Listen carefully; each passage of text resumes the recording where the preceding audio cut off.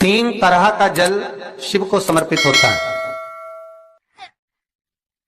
और वो तीनों तरह के जल का अलग अलग भाव है महाराज।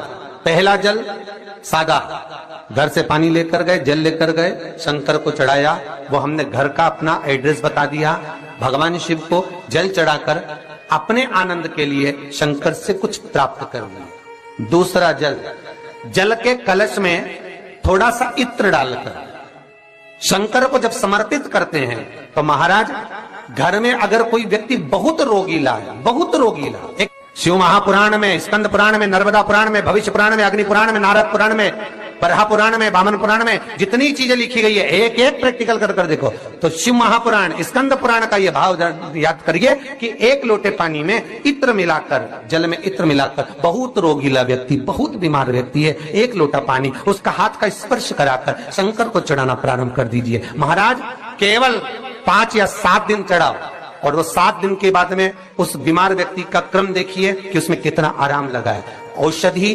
दवाई काम करना प्रारंभ करी कि ना करी। केवल इत्र समर्पित, इत्र का जल। तो पहला जल सादा, दूसरा जल है इत्र का, और महाराज तीसरा जल जो शिव महापुराण के अंतर्गत कहा गया है बेलपत्र का जल।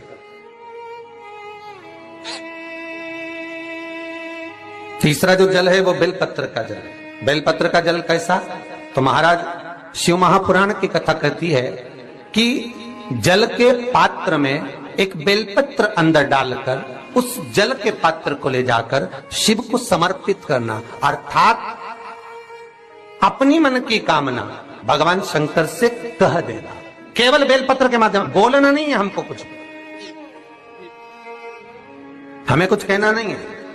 3 तरह का जल का जो व्याख्यान वर्णन किया गया, एक सादा जल जो भगवान को कहा, आपने अपना एड्रेस बता दिया, आपने अपने मन का भाव बता दिया। इत्र का जो जल चढ़ाया गया वो केवल रोग मुक्ति के लिए चढ़ाया गया। और तीसरा बेलपत्र, अगर उस जल में एक बेलपत्र भी पड़ी हुई है और वो बेलपत्र पड़ा हुआ जल आप जिस भाव से चढ़ा रहे हो, जिस कामना से चढ़ा रहे हो, शंकर वो कामना आपकी पूर्ण कर। इस वीडियो को लाइक करें, हमारे चैनल को सब्सक्राइब कर बेल आइकन